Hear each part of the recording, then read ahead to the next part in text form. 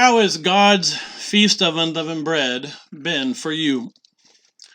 We all know it's been different this year in many regards, and I've already heard from many that they've seen the positive as well. The difference is they've kept it at home, not ideal, but also the things that we learn. We look at the trials as we go through them, being separated, how much we miss each other.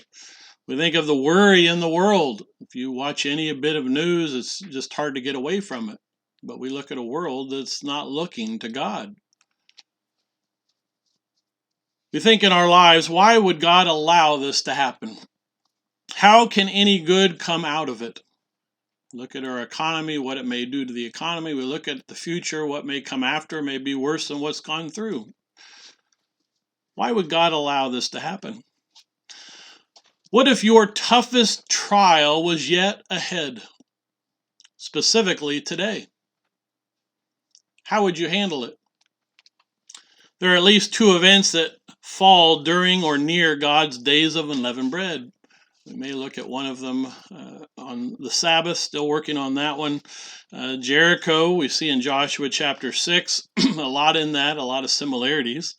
I loved hearing the sermonette from Mr. Flom, how these two will tie in. There's so many lessons that we see from the Red Sea and what we can learn from God's days of unleavened bread, his feast. We think of this second one that we see specifically, as we've already seen a little bit in the sermonette. The other one came after Israel comes out of Egypt by God's great hand. This afternoon, I'd like to look at what we can learn from the Red Sea. Title I've given this sermon, The Red Sea and Going Forward. The Red Sea and Going Forward. Turn over to Exodus chapter 12. Exodus chapter 12. I love how the sermonette hit on this. We'll try to cover a little more before and after as we look at this. You know how I love digging into stories in the Bible and thinking of putting yourself in there. What would it have been like? Not just as the Israelites came out of Egypt, but you being there, your children beside you. I think about our children as they're watching. I think about Lincoln and Grant, McKinley, Rennie, Rashawn. I think of Natalie and Rachel, Vincent. Hopefully I haven't missed anyone. You think of those others hooked up. I know we have another family online. We think of you with your children. The importance in thinking as you come out together as a family. Think of Exodus chapter 12, verse 37, as was mentioned in the sermonette, how many came out. You think about how big of an impact this made. How long did it take them to come out of Egypt? We see in verse 37, after they plundered the Egyptians, verse 37, then the children of Israel journeyed from Ramesses to Succoth. It's an interesting study to look at each place where they camp, how many days it would lead right up to the last day of unleavened bread as they approach the Red Sea. And we think of they journey from Ramesses, here in this Cairo area, to Succoth. About 600,000 men on foot besides children. An easy number to read, but when you start looking at who's left out of this, 603,550 men who are 20 years old and older. So it leaves out those under 20 men. It also does not include women, children, or Levites. The tribe of the Levites was not counted in this number. You can put in your notes if you want to look at it more depth. Numbers chapter 1 goes through this numbering as they went out. Numbers chapter 1, verses 45 and 46 specifically mention this, again, men 20 years older, old and older, and not including. So when you look at 603,550, not including all these others, you're at least into 2 to 3 million that come out. You think of the most conservative estimates, put it at 2, but easily thinking if there was 4 or more in the household, going up into the 3 millions. So you start to picture this number.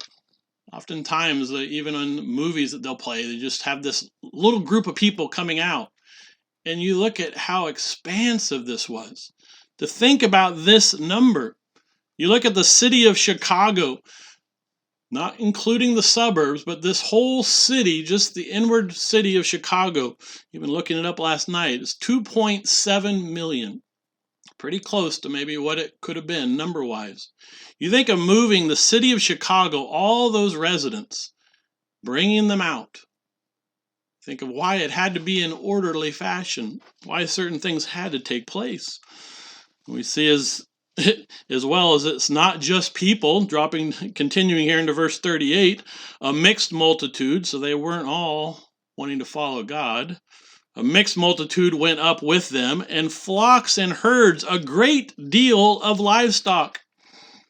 You start thinking of all this livestock, flocks and herds, a great deal of livestock going out with this 2 to 3 million people coming out. So they're leaving Egypt, again, not just a mass mob. They went out orderly. We'll see that here later in Exodus. Some estimates that it may have been more than 20 miles as they left. How long this expanse was is 20 miles of people going out. Think again of Chicago in that area, how long it would take for that many to come out. It wasn't just all, okay, everyone grab your stuff and let's go. As we'll see, they came out in an orderly fashion. Hold your place here. Turn over to Numbers. I love this section of Numbers. So many of these, you've got to put them together. We read part of this on the first day of unleavened bread. Numbers chapter 33, verse 3. Easy memory verse in some regards. 33:3. Numbers 33, verse 3. They departed from Ramesses. Numbers 33, verse 3. They departed from Ramesses in the first month, on the 15th day of the first month, on the day after the Passover. Again, take it with Deuteronomy 16. We read in the offertory why we see it was the day after, where it was comparing the evenings in that section. On the day after the Passover, the children of Israel went out with boldness in the sight of all the Egyptians. Not some of the Egyptians, all of the Egyptians. They went out with boldness. A high hand, other translations have. Think of them going out by God's strength, bringing them out. We see in verse 4, for the Egyptians were burying all their firstborn, whom the Lord had killed among them. Also on their gods the Lord had executed judgments. You see, there was still one God, little g. Execution had to take place on this judgment. And we'll see that at the Red Sea. But we think of them. Here's 2 to 3 million leaving Egypt, a 20-mile possible expanse as they're leaving, and they're seeing the Egyptians. You picture yourself as you'd been in Egypt all this time, and as you're leaving, you think about maybe seeing former slave driver as he's burying his child. You think of the one who maybe gave you the whips, the scars on your back.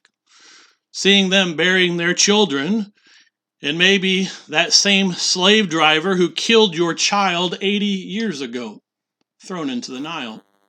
Think of those examples back in the first part of Exodus. As we think of 80 years, we see Exodus 7, verse 7. You can put in your notes, Moses was 80 years old as he went before Pharaoh and began to do the plagues.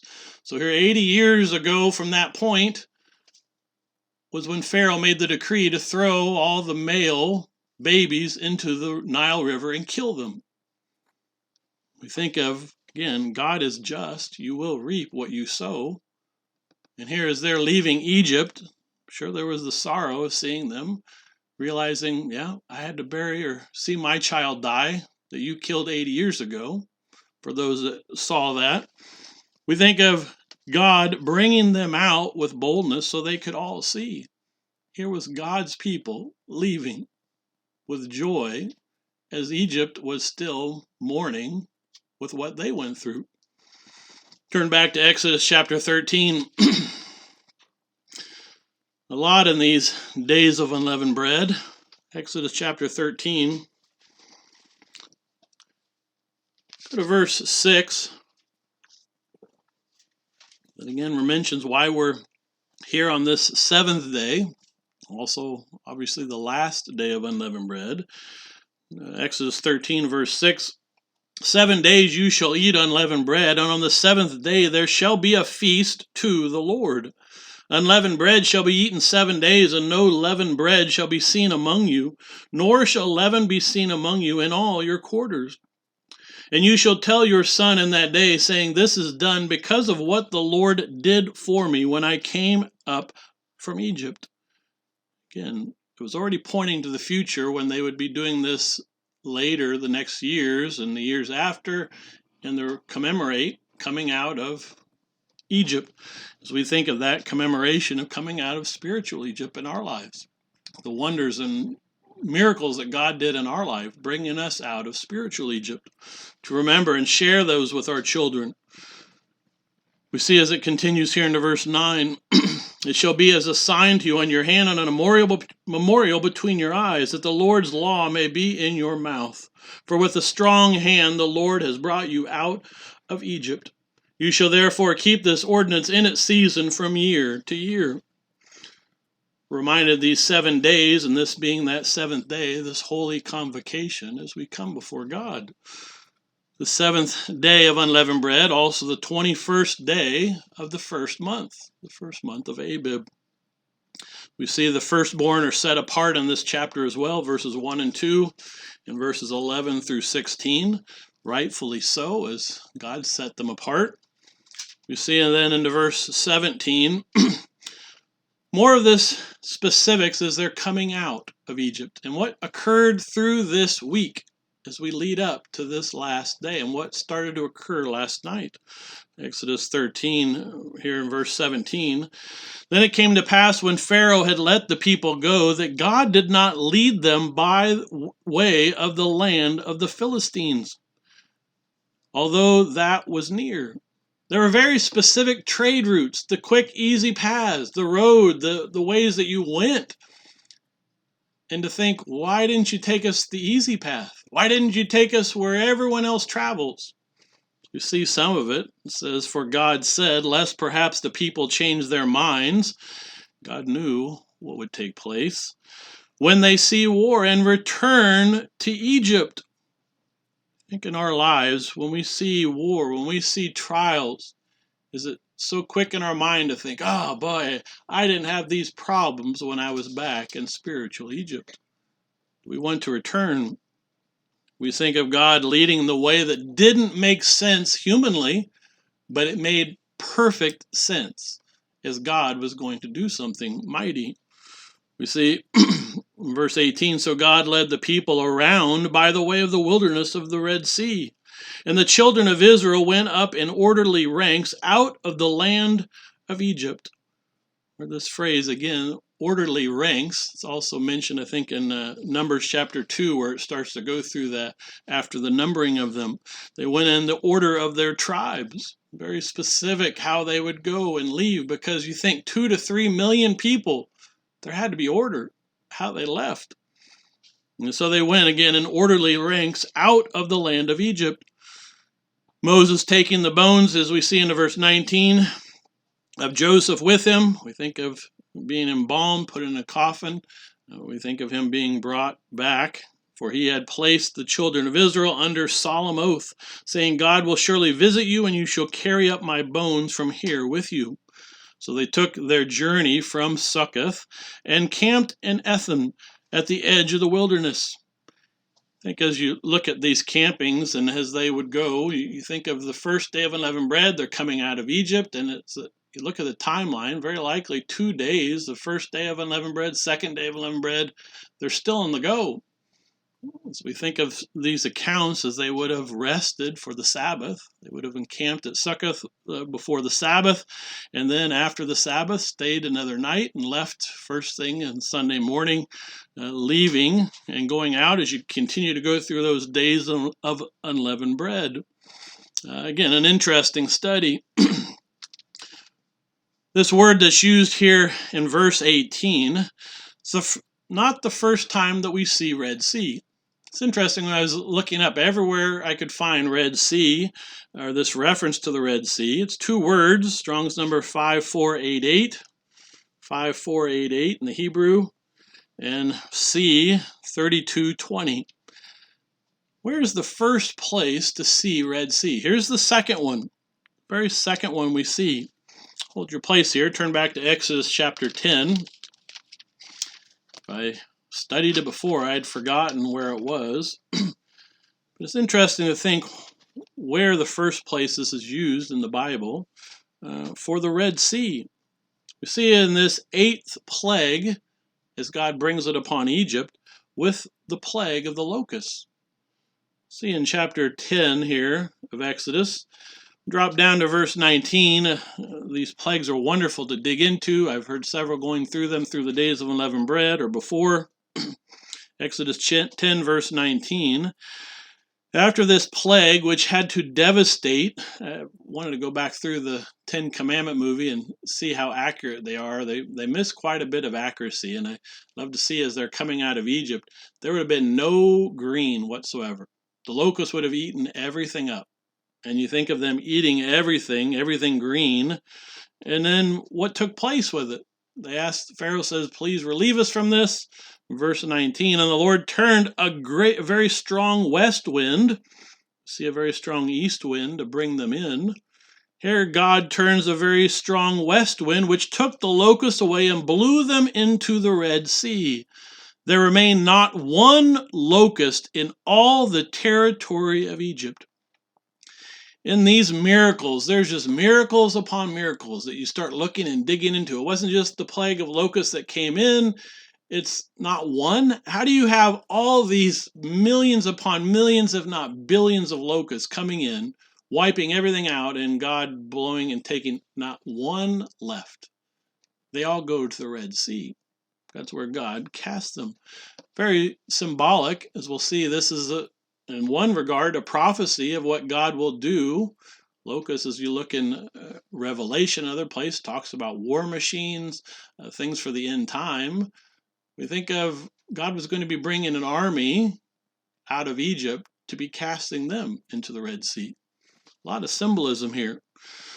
And so, again, there remained not one locust in all the territory of Egypt. They were all blown into the Red Sea.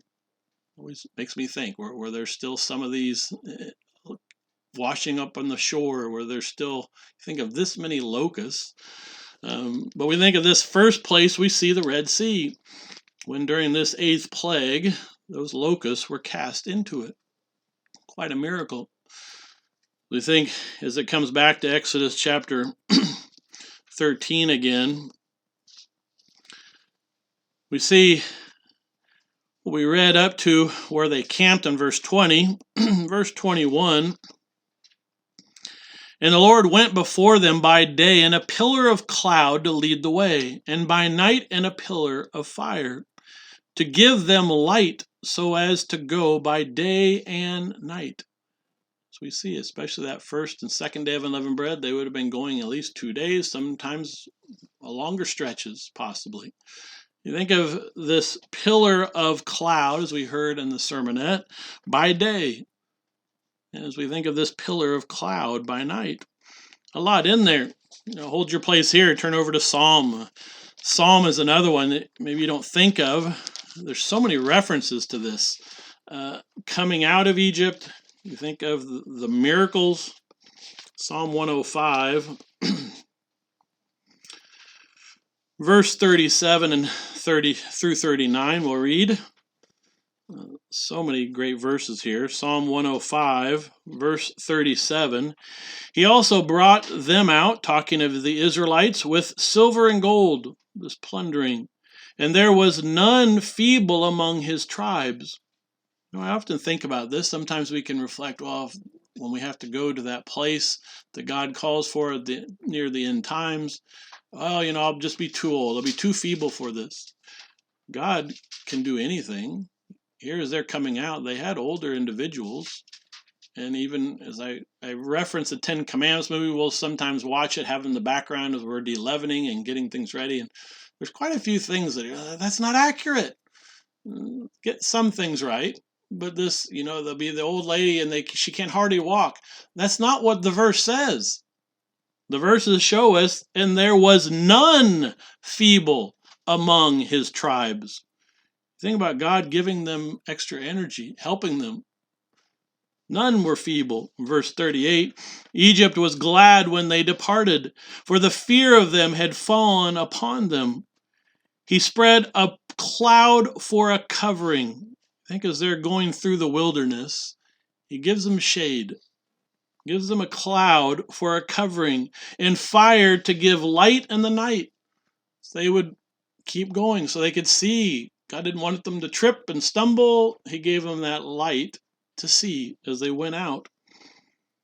We think of this miracle that took place. Again, God leading them out with this pillar of cloud by day and this pillar of fire by night. Back to Exodus, in here, verse 13. Verse 22, Exodus 13, verse 22, he did not take away the pillar of cloud by day or the pillar of fire by night from before the people.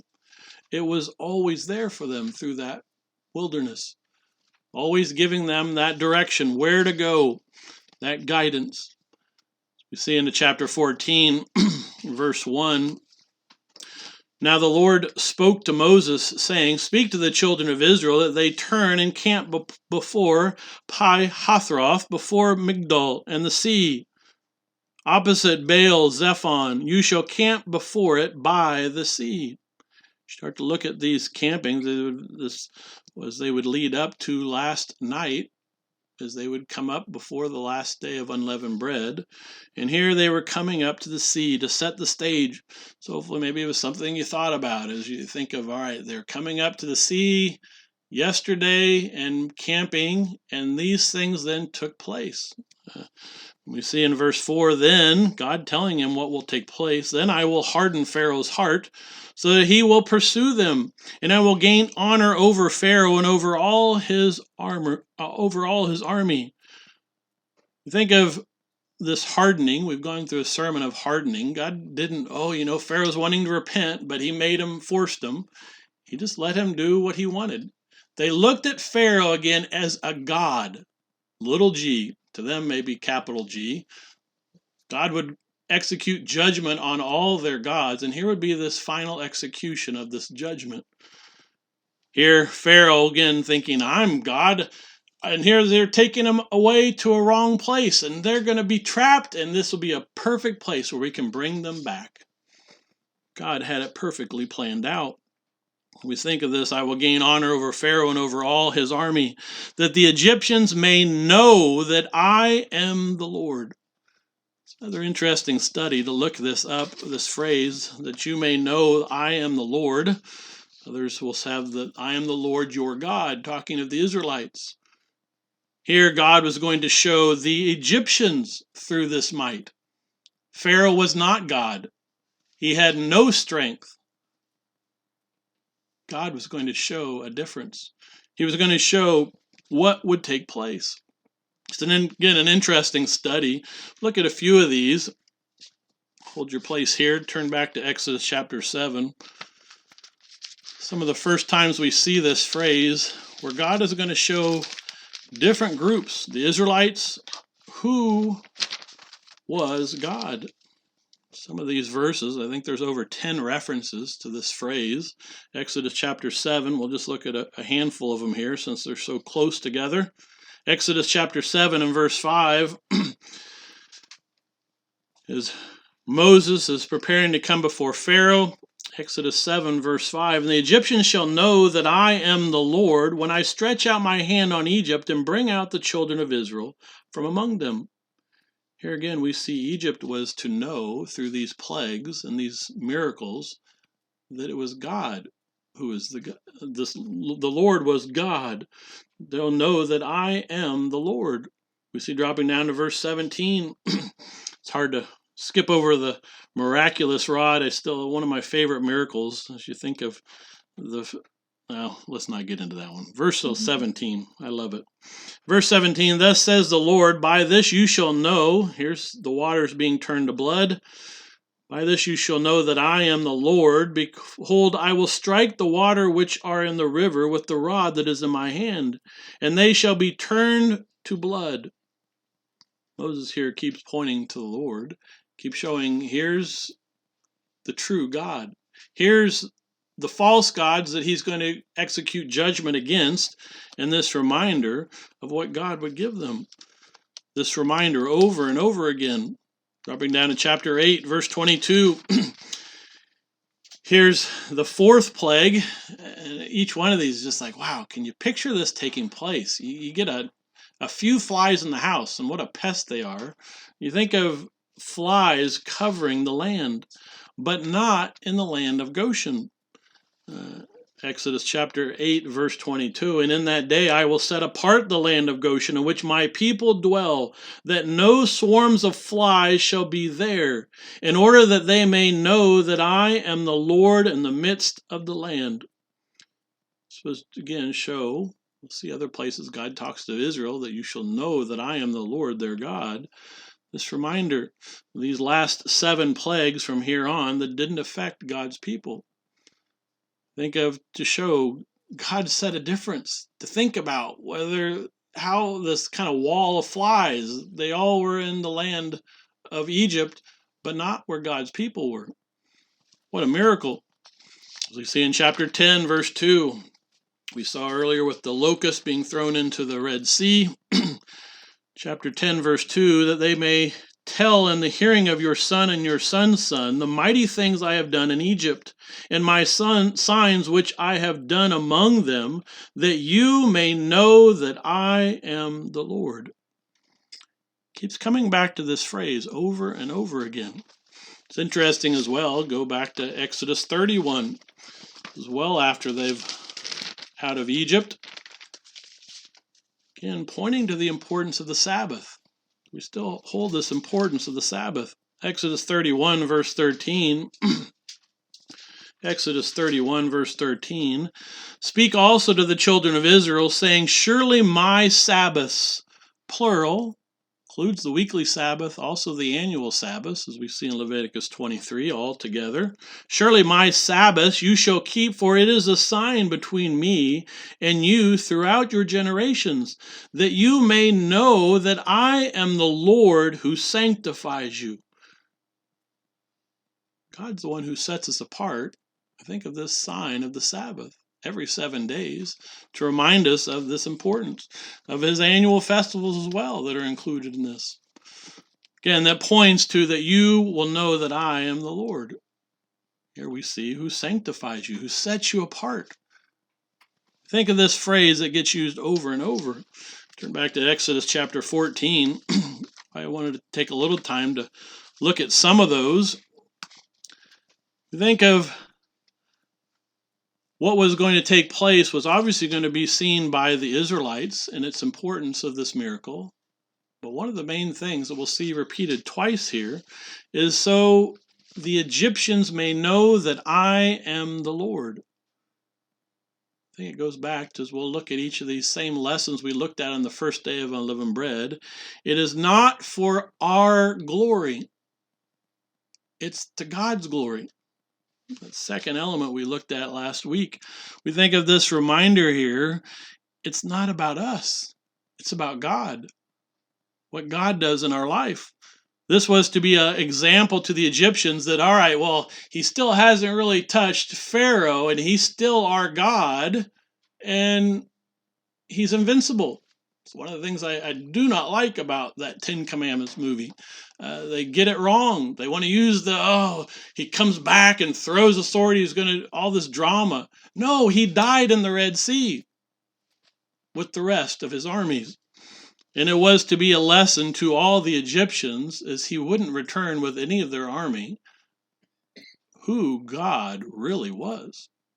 It wasn't who they were looking to. And so we see this importance that's again used here at the end of verse 4, that the Egyptians may know that I am the Lord. And they did so.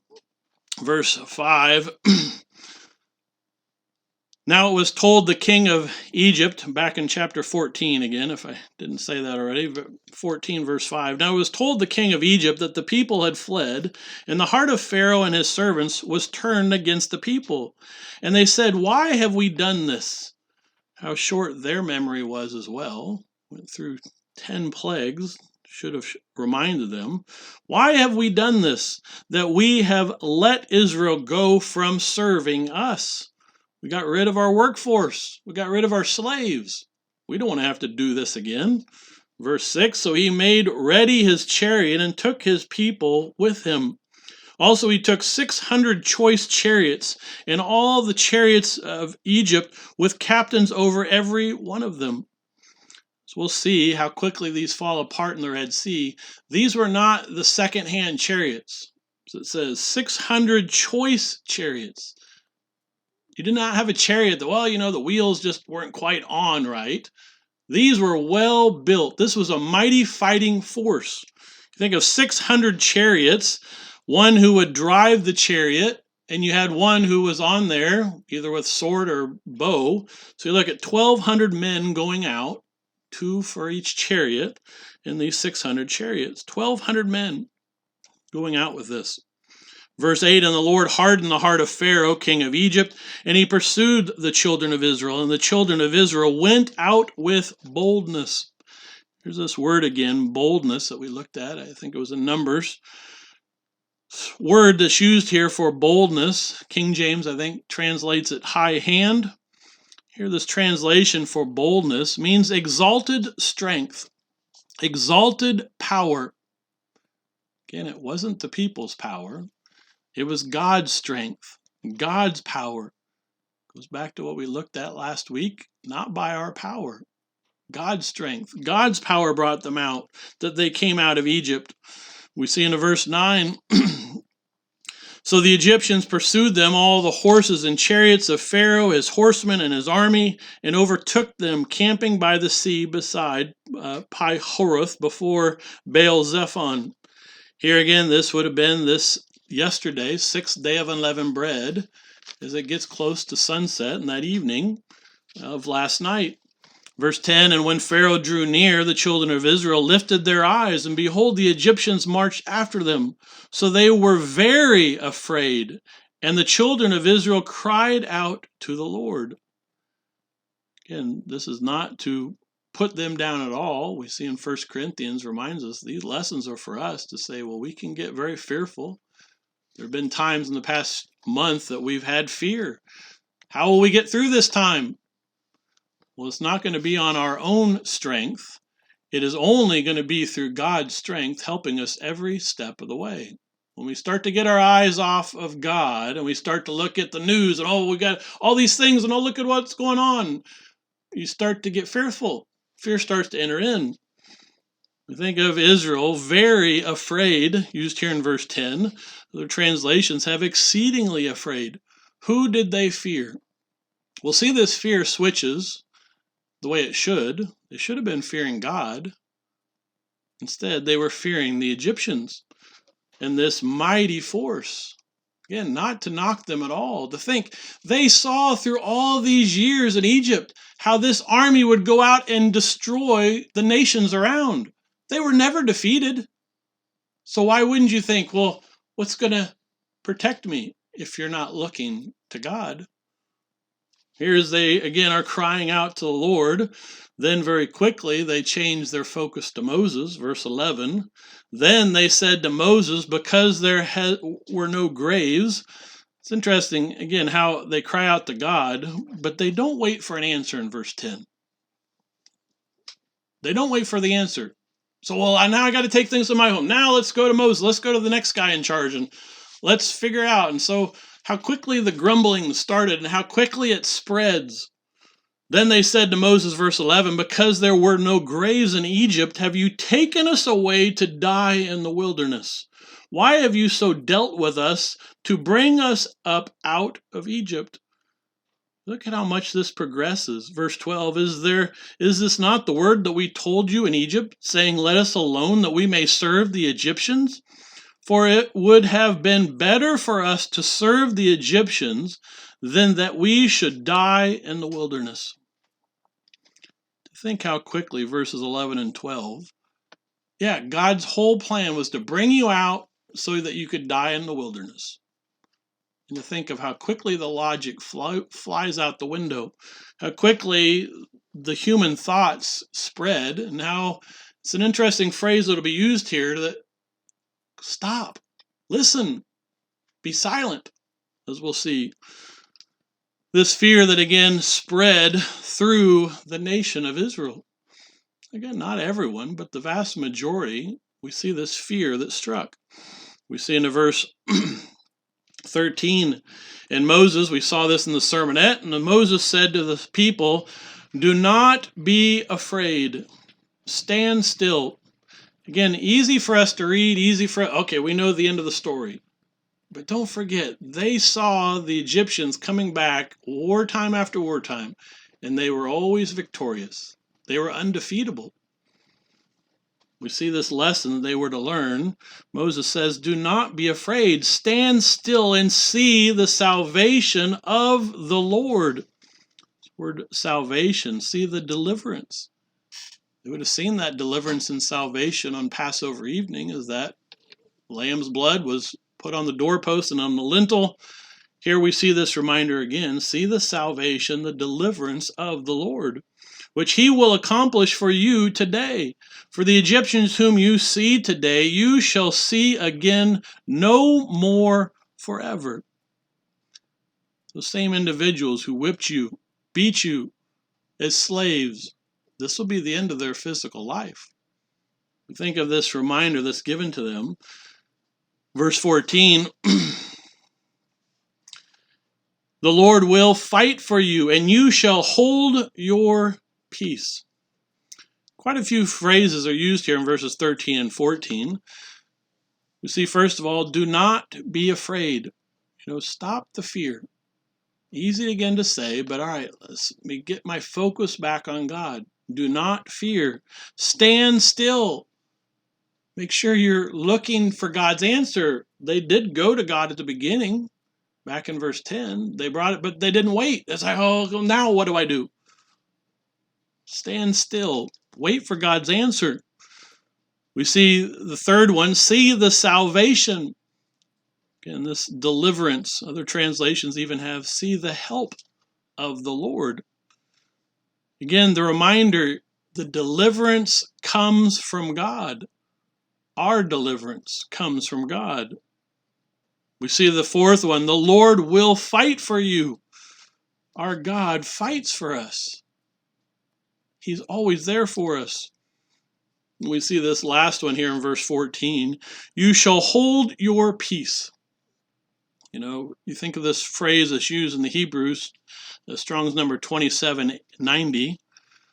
2790, you shall hold your peace. It's a verb meaning to be deaf, to be silent, to be mute. You start to think in verse 11 and 12 how quickly they were stirring up everybody else. How quickly someone, we know it came out with a mixed multitude. Well, we know at Christ's return, he will divide the sheep from the goats. How quickly the rumors can fly. Oh, did you know that Moses brought us out because there weren't enough places to bury us, and so this is where they're going to just bury us out here. That's what they're going to do. And really? Wow. And it just spread like wildfire. And this reminder that Moses gives them from God, hold your peace. Be silent. Don't say anything. Listen. Ultimately, look for God's answer. Stop stirring each other up. How quickly, even in these times, how quickly you look at news reports and, millions upon millions are going to die. And it's, all right, God is in control. We look to God. He's the one who delivers. He will fight for us. Times that may be difficult, we have to hold our peace, to look to God, get down on our knees and talk to him. We see in verse 15, and the Lord said to Moses, why do you cry to me? Tell the children of Israel to go forward, but lift up your rod and stretch out your hand over the sea and divide it. And the children of Israel shall go on dry ground through the midst of the sea.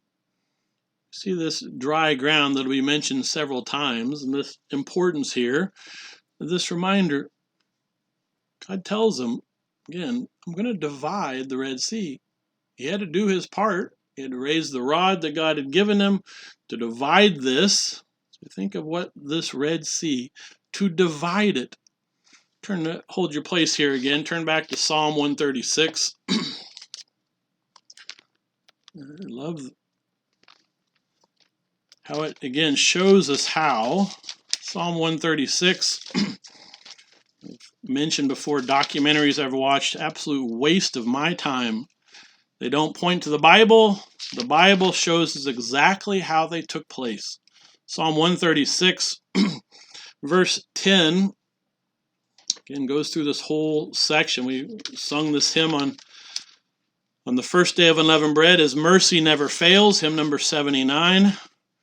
Verse 10, to him who struck Egypt in their firstborn, for his mercy endures forever, and brought out Israel from among them, for his mercy endures forever, with a strong hand and an outstretched arm, for his mercy endures forever. Verse 13, to him who divided the Red Sea in two. I think he divided it. Divided the Red Sea in two, for his mercy endures forever. Think about this miracle. He divides the Red Sea in two. Turn back to Exodus. As you think about how this took place, shall be divided in verse 16, and you shall go on dry ground. You think you got miracle upon miracle. Dry ground. How quickly. Verse 17, and I indeed will harden the hearts of the Egyptians, and they shall follow them. So I will gain honor over Pharaoh and over all his army, his chariots, and his horsemen. Then the Egyptians shall know that I am the Lord. Back to what we read earlier in the chapter, this reminder that they would know, again, Pharaoh was not a god. Who was the true God? This one regard, the last God, little g, left from all the plagues that struck. This last one that they looked at as their God, and God would show the Egyptians that this is the true God that would bring their Egyptian army to the bottom of the Red Sea. We see in the verse 19, and the angel of God who went before the camp of Israel moved and went behind them. And the pillar of cloud went from before them and stood behind them. So it came between the camp of the Egyptians and the camp of Israel. Thus it was a cloud and darkness to the one, cloud and darkness to the Egyptians, where they couldn't see, they're fumbling around, and it gave light by night to the other. Talk about a dense cloud where none of the pillar of fire came through, but light by night to the other. So the Egyptians could see, plan, get things in order. Again, they had already pitched their tents, they were camped out, and this reminder of what took place. So that one did not come near the other all that night. The Egyptian army drew close, came right towards them last night. And God separates, puts that pillar of cloud and that cloud between them. And this, again, miracle. God could have instantly dried out the ground, but he doesn't here. We see him give time, maybe to give time for them to see, all right, wow, look at this miracle. They can't get near us right now. God being there. We see in the verse 21, then Moses stretched out his hand over the sea, and the Lord caused the sea to go back by a strong east wind all that night. So sometime last night, maybe right after sunset, doesn't say specifically, we see Moses stretching out his arms, dividing the sea. God divides it. Stretches open, puts his arms up. God causes the sea to go back by a strong east wind all that night. So there's a strong wind all night long. And made the sea into dry land, and the waters were divided. So the children of Israel went into the midst of the sea on the dry ground, and the waters were a wall to them on their right hand and on their left. You see in 1 Corinthians, this will symbolize that baptism they'll pass through. But you think about this excitement here. I think of it as a parent. I remember reflecting on this a lot as a little kid. I loved thinking about, wow, what was this like? But you think as a parent, you're going through this expanse, 2 to 3 million people. You're going through not just this little corridor, how much God divides it, makes plenty of room for Israel to go through. Think of all these people going. And I think of as a parent, all right, when my girls were little, okay, come on. But I can picture my little girls, wow, but Dad, look at this. I know, but let's get to the other side. Then we can focus on how neat this is. Let's get through here. But to the child's eyes, the ones who were, wow, look at this. This is amazing. And maybe sometimes as parents, well, come on, let's get through this, and then we'll look at it when we're safely on the other side. But you think of our children and the awe, the excitement. I often think of so many times that faith of our children can sometimes put us to shame. Oh, God will take care of this. And you're like, wow.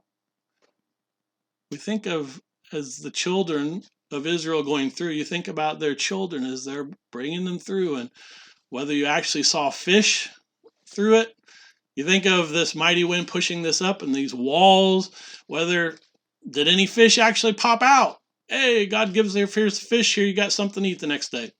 Doesn't say, but you start looking at this mighty miracle as they walk through it. I wonder if the little children, actually maybe appreciated it more, saw it more. I think they all did. But you start looking at this mighty miracle. They're walking on dry ground. It shouldn't have been dry. You think about the valley of any wet, even a puddle. You think how long it takes for a puddle to finally dry up. Here's 2 million to 3 million people walking through it. Even if it was just dry on the surface, you're going to break through and it's going to be wet underneath. Here, after one night of drying out, they walk through on dry land. We see in verse 22, so the children went into the midst of the sea on the dry ground, and the waters were a wall to them on their right hand and on their left. And the Egyptians pursued and went after them into the midst of the sea, all Pharaoh's horses, his chariots, and his horsemen. Now it came to pass in the morning watch that the Lord looked down upon the army of the Egyptians through the pillar of cloud and fire, and he troubled the army of the Egyptians. You see, sometimes through this morning watch, these events take place on this last day of unleavened bread. And he troubled the army of the Egyptians, verse 25, and he took off their chariot wheels. Again, as I mentioned, these were fine machines. These were not things that were just quickly put together. Think of God taking off the wheels so that they drove them with difficulty. Picture them driving without any wheels in the back, falling off, not working well. So they drove with difficulty, and the Egyptians said, so here's this army, let us flee from the face of Israel, for the Lord fights for them against the Egyptians. Here, the Egyptians saw who was fighting for who. The God was helping them every step of the way. Think of this trouble and confusion that fell upon them. The mightiest army on earth. God giving them troubles, causing it not to get through. Again, we see over and over, not by our might. It's not by our might. We see in this, let us flee, let's get out of here. Verse 26, then the Lord said to Moses, stretch out your hand over the sea, that the waters may come back upon the Egyptians, on their chariots and on their horsemen. Think of this miracle of putting his hands up again as God directs, stretching out his hand over the sea, and the waters coming back. Verse 27, and Moses stretched out his hand over the sea, and when the morning appeared, the sea returned to its full depth. Think about another miracle, how it goes from being divided and how it just comes together to its true depth. While the Egyptians were fleeing into it. So the Lord overthrew the Egyptians in the midst of the sea. In this time period, in the morning of today, when again the sea returns to its full depth, the Lord overthrew the Egyptians. Keeps coming back to these reminders, not by our might. The Israelites had to do something. They had to walk through, but it wasn't by their might that they were saved. We see in verse 28, then the waters returned and covered the chariots and horsemen and all the army of Pharaoh. Again, this emphasis, why I don't like the movie that has Pharaoh living at the end. It's not what the Bible says. And all the army of Pharaoh that came into the sea after them, not so much as one of them remained. Why the movie gets it wrong, not so much, well, except for Pharaoh, he had to have drama and go back and act like he was going to kill his wife, and then, no, not one remained. We have more than just this verse that shows us, not so much as one of them remained. Pharaoh dies in the Red Sea. Turn over to Psalm 106. Again, hold your place here.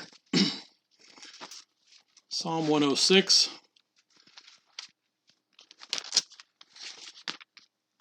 Psalm 106 and verse 8 will begin. Psalm 106 and verse 8. Nevertheless, he saved them for his name's sake, that he might make his mighty power known. Again, not our might, God's might. Verse 9, he rebuked the Red Sea also, and it dried up. So he led them through the depths, in a wall on each side, as through the wilderness. Verse 10, he saved them from the hand of him who hated them. Again, Pharaoh, the Egyptians, and redeemed them from the hand of the enemy. The waters covered their enemies. There was not one of them left. Again, Pharaoh included. Put in your notes Psalm 136, verse 15. We read this earlier. Psalm 136, verse 15. But overthrew Pharaoh and his army in the Red Sea, for his mercy endures forever. Overthrew Pharaoh and his army in the Red Sea. We see again, Pharaoh dies in the Red Sea. God, again, showing who the true God is. Back to Exodus chapter 14. Exodus chapter 14, where we left up, I think here in verse 29. But the children of Israel had walked on dry land in the midst of the sea, and the waters were a wall to them on their right hand and on their left. So the Lord saved Israel that day out of the hand of the Egyptians, and Israel saw the Egyptians dead on the seashore. Think of them coming through the day of today and into this evening, seeing these bodies wash up. Here was so-and-so. Here was the one who maybe was the one who was my taskmaster. Here's the one who went through and treated me poorly. God bringing true judgment. Again, this verse 30, we see God, as we see the Lord saved. He delivered. Again, goes back to this phrase again, not by our might. Not by our might. Israel saw, as we'll see here, as it begins here in verse 30, Israel saw the Egyptians dead on the seashore, and they had nothing to do with it. They know it was God who delivered them. He was the one who brought them out. We see four things specifically here listed. We'll see the first one here in verse 30. Israel saw the Egyptians dead on the seashore. They saw it. We see in verse 31, three more things. Thus Israel saw the great work which the Lord had done in Egypt. So the people feared the Lord and believed the Lord and his servant Moses. So we see the second one here in verse 31. Israel saw great work. in Egypt. It's back to those plagues and all that God did for them back in Egypt to bring them out. The third one we see Israel saw where their fear really should be. They feared the Lord. They start to, that's where it wasn't the army. Here's what God did to this army. Just as he cast the locusts into the Red Sea, he would cast Pharaoh and his army into the Red Sea as well. And you think about how we've been going through trials even recently. You think, wow, how many times I've thought it and said, well, I could have never predicted how quickly things just shut down. You think that anyone would have possibly predicted Pharaoh and his entire army would be drowned in the Red Sea? If someone told them that a week before, a day or two before, months before, that's not going to happen. No way. God delivered them. God was with them every step of the way. We see this third one again. Israel saw where their fear should be. It should be in the Lord. They feared God. That awe and respect for who he was, what he could do in their lives. It was his might. And this fourth one we see here in verse 31, Israel saw that where their belief should be. They believed the Lord and his servant Moses, that he was working through clearly. Think of this, believe the Lord and who he was working with. Putting a reference, Hebrews chapter 11, verse 29 as well, that mentions this. We think of this mighty miracle. So much that takes place through this. And as we'll see, I've got certain connections with the song leader at the end. So we'll sing this hymn, chapter 15, hymn number 88, which again is wonderful words, and it has more detail in it, as we'll see a few of these verses that we'll look at, but a good one to read through for the rest of the day and to think of what this miracle was. Exodus 15, we think of this song of Moses. We sang part of it as well in one of the other hymns earlier today. Exodus 15, we see into verse 2, the end of verse 1, I will sing to the Lord, for he has triumphed gloriously. The horse and its rider he has thrown into the sea. The Lord is my strength and song, and he has become my salvation. He is my God, and I will praise him, my Father's God, and I will exalt him. Again, keeps coming back to not our might. It's not by our might. The Lord is my strength and song. We have no more strength. God is our strength. God is always our strength. We see dropping down to verse 8, I love some of these words that are used to describe what took place. You start looking at the strong wind, about thinking of the blast of your nostrils. Verse 8, and with the blast of your nostrils, the winds were gathered together. The floods stood upright like a heap, and the depths congealed in the heart of the sea. This word analogy, you start thinking of how this took place. This waters were gathered together. We see specifically listing the floods were in a heap. This word for heap, Strong's number 5067. 5067, it refers to something piled up on itself. It makes me wonder, how tall were these walls? It kept piling up on top of each other.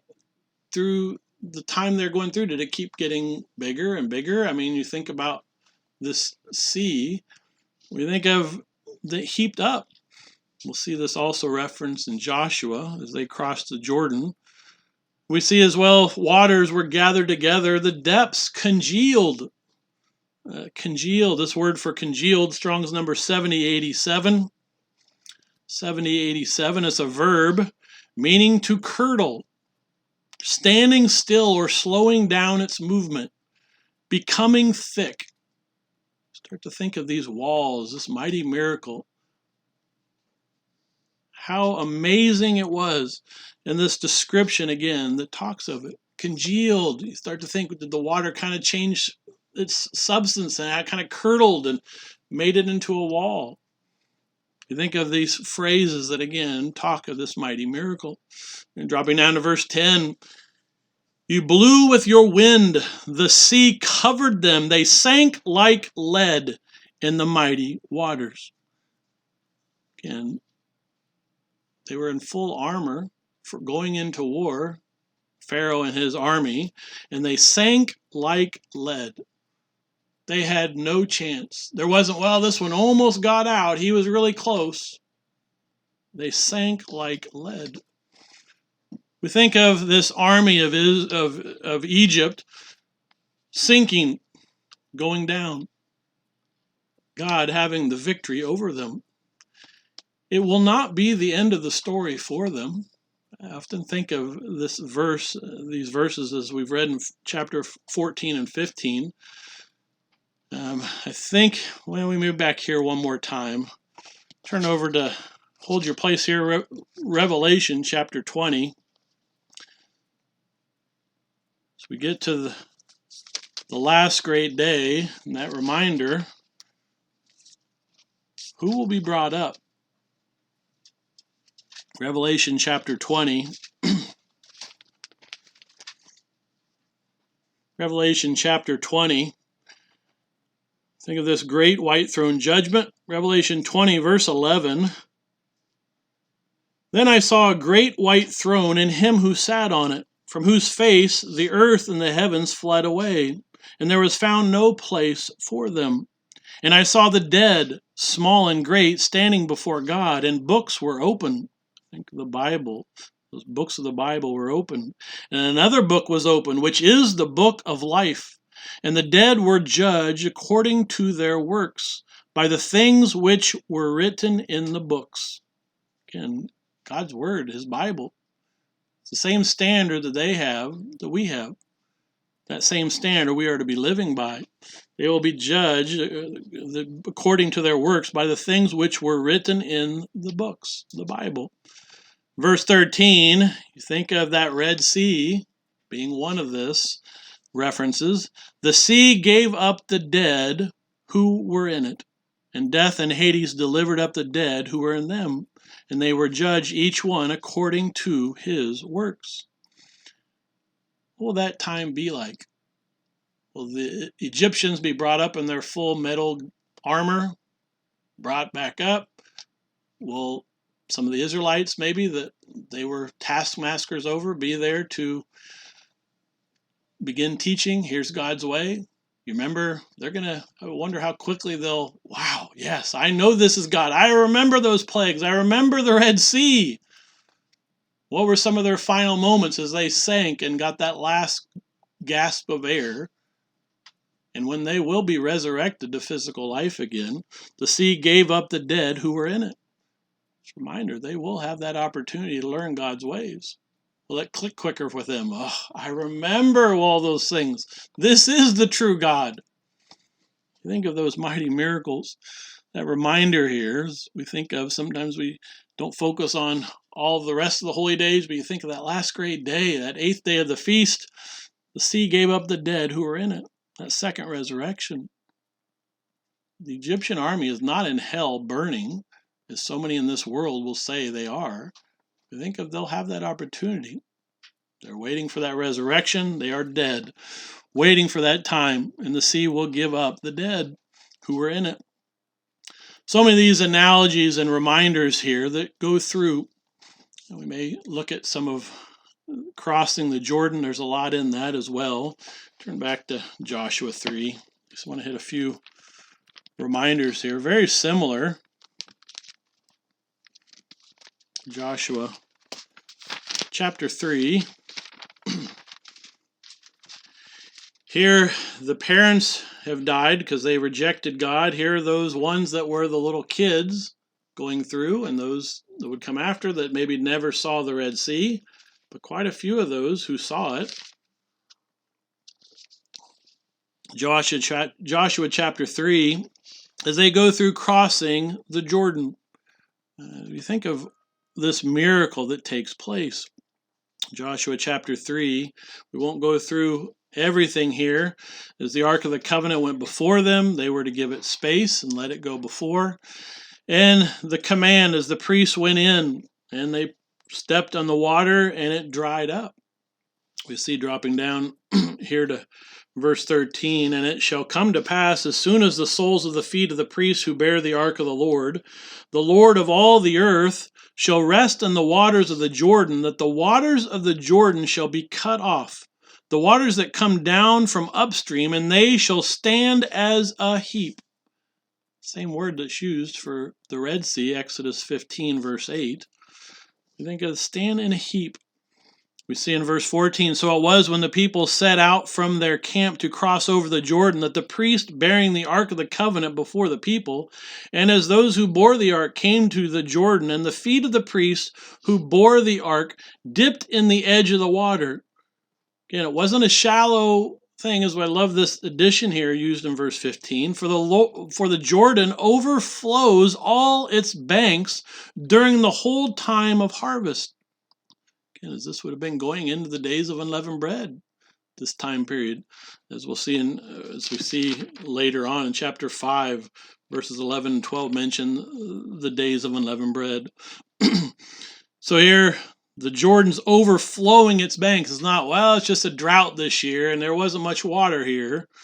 It was overflowing its banks. Verse 16, that the waters which came down from upstream stood still and rose in a heap very far away, as Adam, the city that is beside Zeraton. So the waters that went down into the sea of the Arabah, the salt sea, failed and were cut off.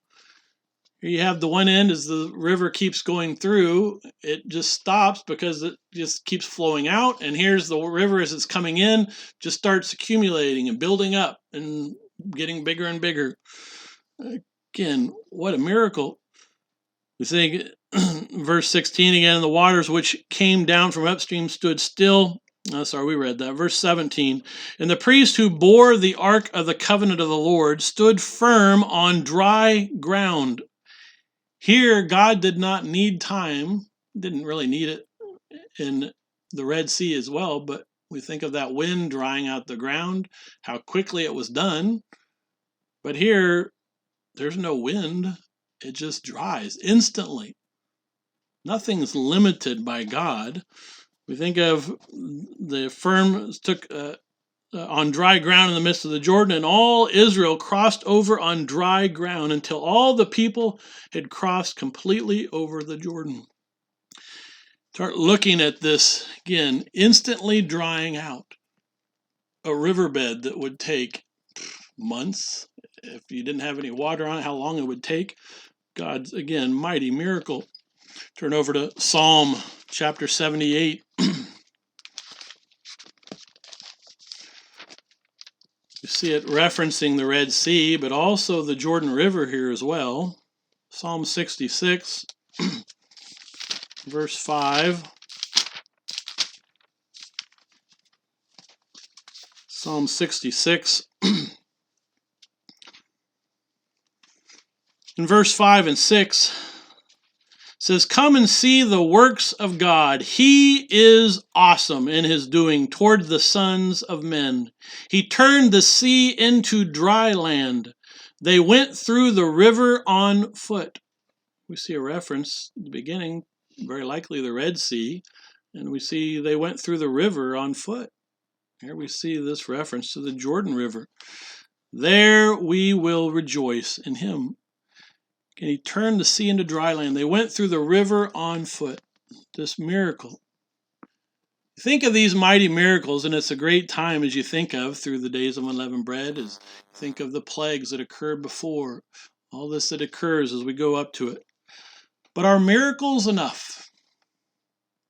Are miracles enough? Turn over to Psalm 78. We'll see this back in Exodus as well. Psalm 78, verse 12. Again, another great description of these events. Psalm 78 and verse 12. Marvelous things he did in the sight of their fathers, in the land of Egypt, in the field of Zoan. He divided the sea and caused them to pass through, and he made the waters stand up like a heap In the daytime also he led them with the cloud, and all the night with a light of fire. He split the rocks in the wilderness and gave them drink in abundance like the depths. He also brought streams out of the rock and caused waters to run down like rivers. See specifically 9 miracles specifically listed here in these verses, from verses 13 through 16. Are miracles enough? You look at all these mighty miracles, and it's kind of sad as it goes to verse 17, but they sinned even more against him by rebelling against the Most High in the wilderness, and they tested God in their hearts. They asked for the food of their fancy. They're lusting for meat. And they spoke against God. It keeps going through all these things they went against. We think of more through this whole chapter. More miracles will be mentioned in verse 24, 27, and 28. We think of 12 specific miracles mentioned through these verses. Are miracles enough? Think of they rebelled. Again, not everyone. You think of Moses, Joshua, Caleb, probably others who stayed faithful. But the majority rebelled. They didn't want it. Turn back to Exodus 15. So we think of this song of Moses and the song of Miriam mentioned from verses 1 through 21. How many days did the miracle last? Verse 22, so Moses brought Israel from the Red Sea. Then they went out into the wilderness of Shur, and they went 3 days in the wilderness and found no water. Again, this is not a condemnation at all, but it is for us to learn to see, all right, 3 days after the mighty miracle we just went through, to think of what they saw. 3 days, no water. Yeah, and they were probably thirsty. Did they, did we learn the lesson from Red Sea? And, God, we do need water. Can we have water? And let's wait for the answer. Verse 23, now when they came to Marah, they could not drink the waters of Marah, for they were bitter. So here are their hopes. Oh, God delivers. We have water. Now we can't drink it. Oh, God's against us again. He can't do it. What can God not do? Therefore, the name of it again was Marah, verse 24. And here goes the murmuring. And the people murmured against Moses, saying, what shall we drink? So he cried out to the Lord, and the Lord showed him a tree. And when he cast it into the waters were made sweet. There he made a statute and an ordinance with them, and there he tested them. How did they do in the test? We can think in our lives, how have we been doing this past 3-4 weeks of this test? Has there been murmurings? Have there, God can't possibly deliver me through this. He tested them, verse 26, and said, if, the qualifying, if, here's what we are to be doing. If you diligently heed the voice of the Lord your God and do what is right in his sight, give ear to his commandments and keep all his statutes, I will put none of these diseases on you, which I have brought on the Egyptians, for I am the Lord who heals you. Then they came to Elim, where there were 12 wells of water and 70 palm trees. So they camped there by the waters. We think of God's deliverance here with giving them water. We'll see as they go through another test with bread, them wanting meat. We think of all these examples. Verse 26 is a great verse to really dig into, to think of, am I doing these things? Is this a time where you look at each of these words to diligently heed the voice of the Lord your God? You think of each of these. Am I putting this into action? Am I living and am I putting God in my life? Am I looking to him in every way? Miracles can have an effect for a short time, but how quickly we can forget if we're not careful. They forgot very quickly. Turn over to 1 Corinthians chapter 10. We read this a month or two before Passover and unleavened bread. It is not to criticize, because you think if we were going through that same, would we have the same reaction? I keep hoping I wouldn't. think we'll be tested eventually to see, well, will we still have that same faith in God? 1 Corinthians chapter 10, verse 1, moreover, brethren, I do not want you to be unaware that all our fathers were under the cloud, all passed through the sea. All were baptized into Moses in the cloud and in the sea. All ate the same spiritual food, and all drank the same spiritual drink. For they drank of that spiritual rock that followed them, and that rock was Christ. Goes through these verses. We looked at some of these in that sermon from a month or two ago, of these things they were tested, some of the things we've already read. We think of these being our examples. Well, we can look down on them because we would never do that. And yet we see dropping down to verse 11. Now all these things happened to them as examples, and they were written for our admonition, for our instruction. Other translations have, on which the ends of the ages have come. Therefore let him who thinks he stands take heed lest he fall. To go through, temptations can creep in. Idolatry can creep in. We can start to look away from God. Well, I can solve this myself. Instead of, do we wait for God's answer? We're going to God on our knees. Yes, miracles are important, but they quickly will fall to the side. It's important to see those miracles of God bringing us out of Egypt. And as we conclude these days of unleavened bread, that we see what the future holds. To remember what God's promises are. Turn over to Revelation chapter 12. A couple of these verses. As we think of maybe some of the future references that we may go through with the mercy of God. Revelation chapter 12.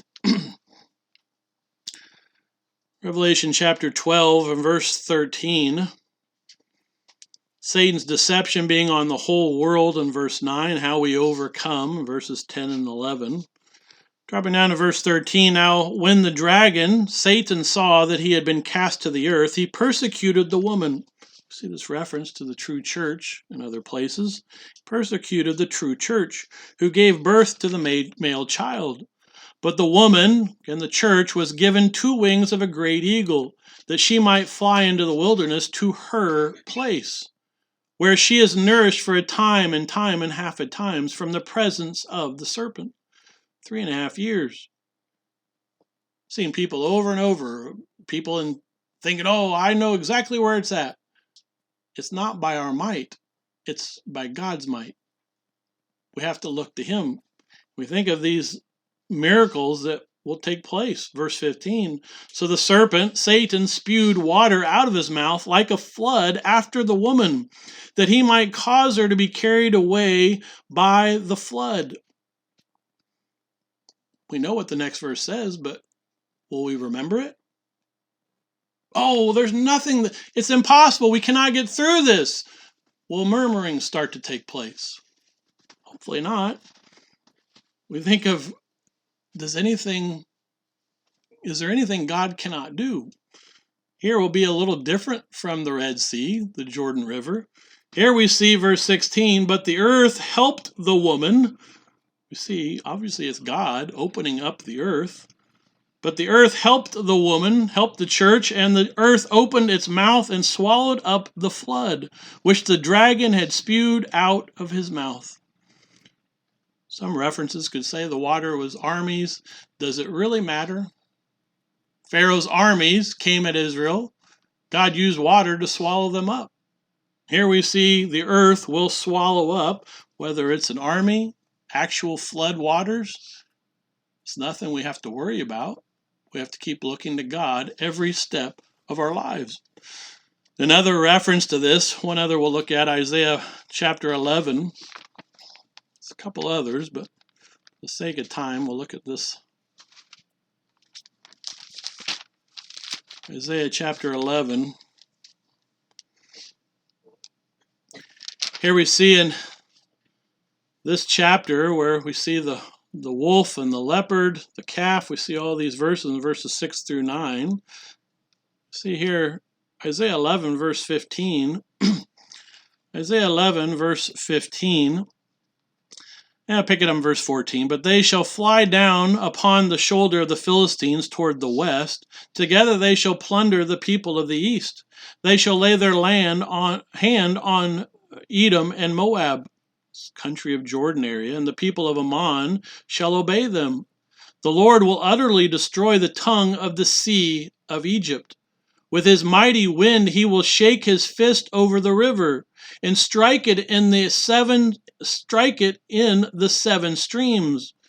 Here a reference to the river Euphrates, verse 15, and strike it in the 7 streams, and make men cross over dry shod. Here we see this dry shod. They'll cross over in sandals. Maybe very similar. Verse 16, we know it's similar because we see it. Is it just, well, this pretty close? We see the Bible. There will be a highway for the remnant of his people who will be left from Assyria, as it was for Israel in the day that he came up from the land of Egypt. See again that reference, those things in the Red Sea, things that will take place. So we get to the end of God's days of unleavened bread. So we look at the first day, those 3 lessons to learn, the 3 nots, N-O-T-S. First of all, not by our might. Not by our might. It's by God's might that we can get anything done. Secondly, not for our glory. It's for God's glory. We looked at each of these specifically. Thirdly, not to do nothing. We're to continue to do the Father's will. To continue to do the Father's will.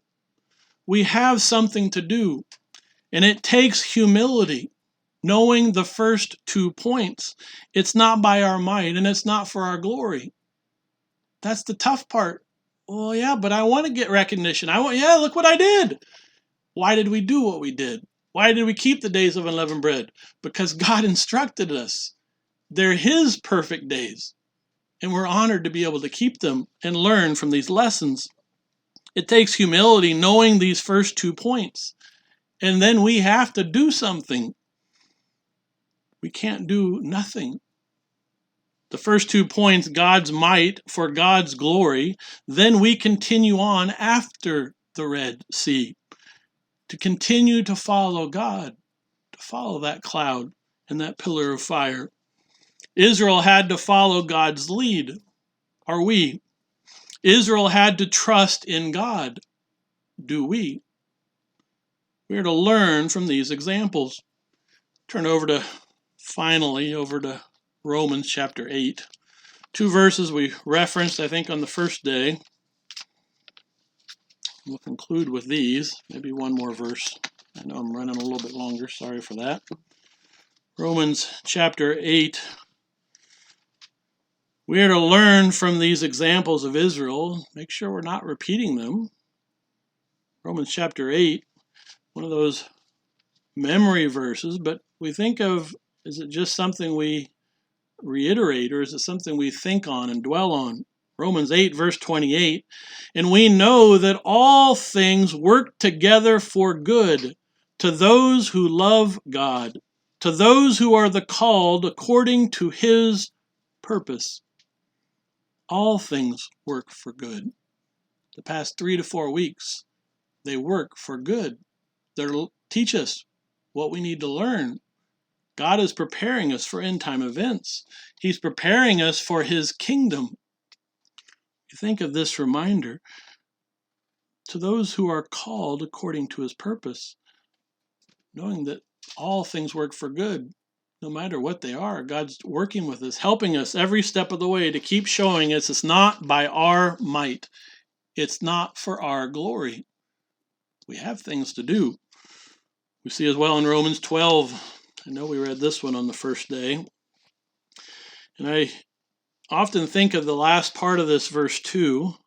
Romans 12, verse 2, and do not be conformed, we'll read the whole verse, do not be conformed to this world, but be transformed by the renewing of your mind, that you may prove what is that good and acceptable and perfect will of God.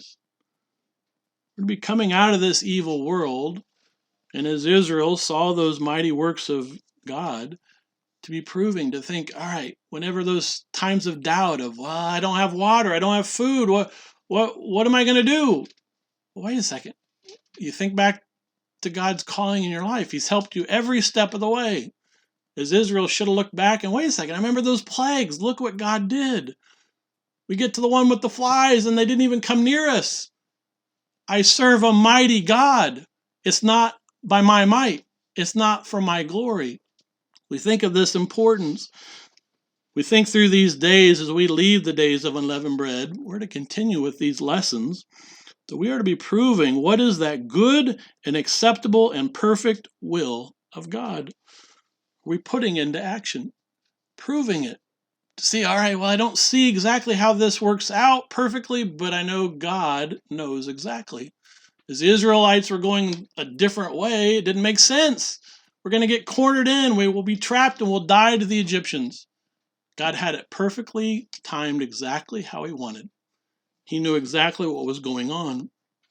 That reminder in our lives to prove what is that good, acceptable, perfect will of God. Sometimes our will starts to creep in there. Well, I think I know more. And wait a second. No, I don't. It's not by my might. It's by God's might. And that reminder of what we are to do. Think of Jesus Christ as our perfect example as he showed us how to live. Think of how did Jesus Christ, how would he have done through the Red Sea? We know he would have handled it perfectly. You think of, would he have looked to the Father? Would he, help me to get through this?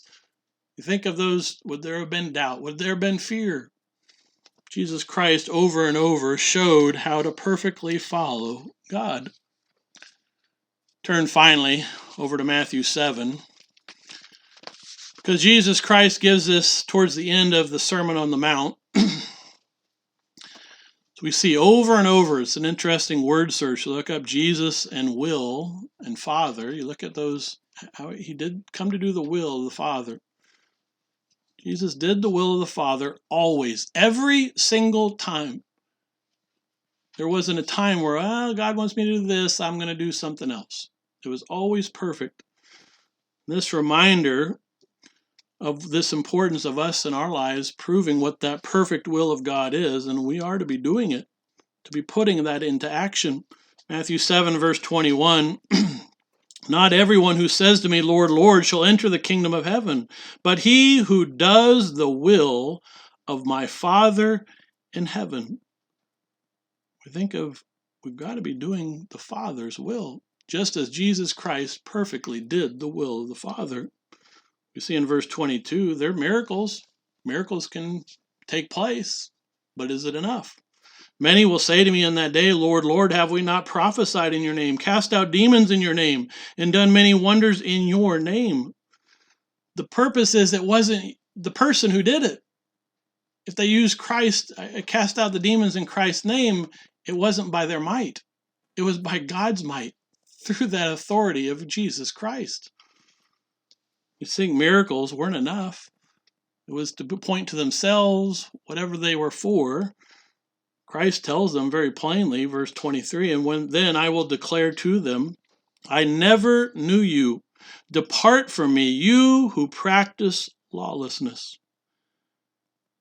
We see here in verse 21 and 23, the will of the Father in heaven is to practice lawfulness, to be putting God's law in, to be living by every word of God. Christ then goes in and finishes up his Sermon on the Mount in verses 24 through 29 of building on the rock, building on that solid foundation of God. And his word, ultimately Jesus Christ, is that chief cornerstone. What we are to be putting on. This week has reminded us how quickly leaven, sin, can enter our lives. At times with a simple forgetting, a simple of, I forgot what God's done in my life before. Think about how quickly we can forget. What will you take out of God's feast of unleavened bread? Let's be sure that we are continuing to see God in our life and continuing to look to him. God's feast of unleavened bread will end tonight at sunset. The physical leaven will enter in tonight or tomorrow. But we are to continue to keep the sin out. Continue to put on the mind of Jesus Christ. Let's continue on after our trials, after our Red Sea events that take place, and keep looking to God in our life, studying His Word and living by every word of God. Remember, it is by God's might, for God's glory, and we are to continue on after the Red Sea and continue to do the will of the Father.